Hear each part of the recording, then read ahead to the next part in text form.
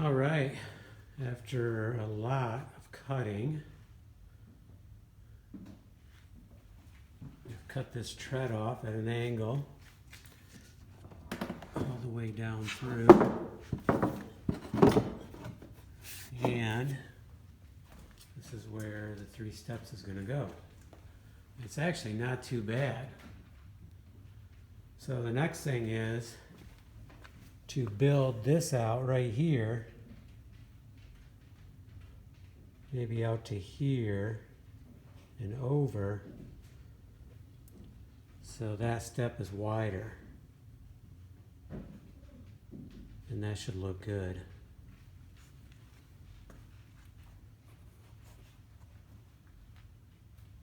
And there was one extra tread over there. We found it underneath, so maybe we could use that right here. See if it fits. So I think it's going to work. I mean, we're going to have some railings. We have to fasten this in. We have to do a bunch of supports here. There's design we're adding. So there's a lot to happen yet, but I think we're on the right path here.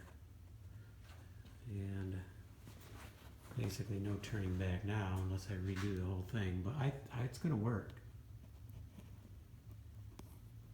Okay, might do a little bit more today, but we'll resume later if not.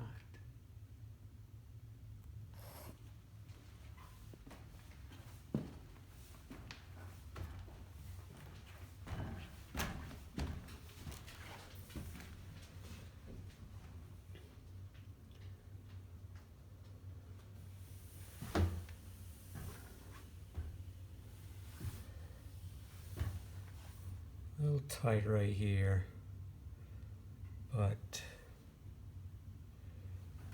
not bad.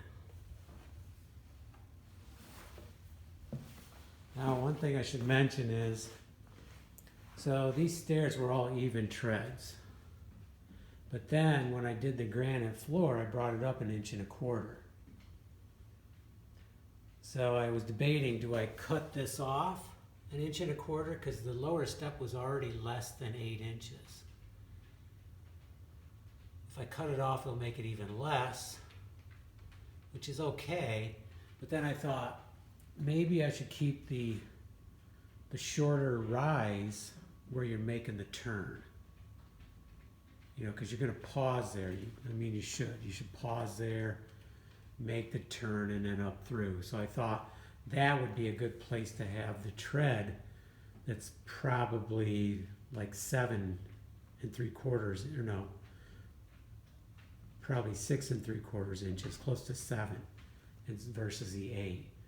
So I think that's okay. It is where you'll be turning. So that's my logic, and I think it feels comfortable doing that. I'm not saying that's the code or anything, but sometimes you have to work with what you have and do what you think is right.